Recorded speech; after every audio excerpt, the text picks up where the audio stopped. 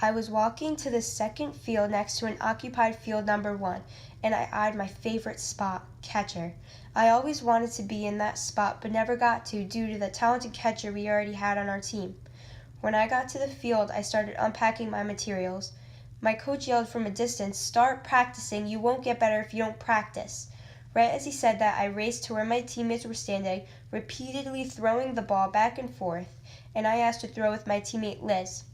We were at the hour point until the game was starting, and not a lot of people have shown up yet.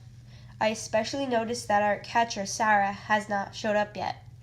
I immediately got excited when the coach said, "Who wants to sub in for Sarah?" I raised my hand so fast before I could change my mind.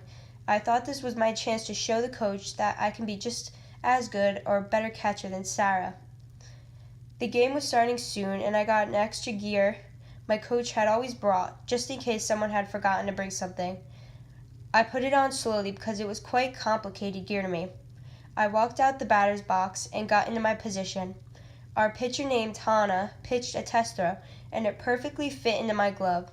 It felt like the perfect position for me. The second test pitch she threw was outside the box, but I reached out and caught the ball.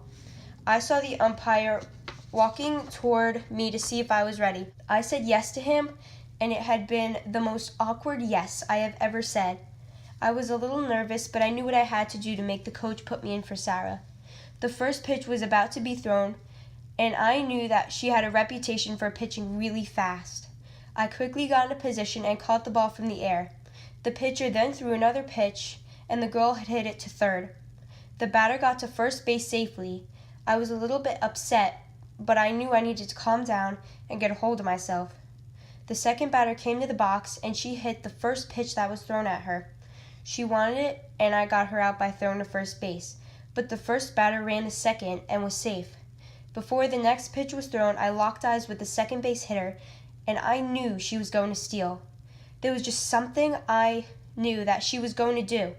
I quickly got into second position so it would be easier to throw.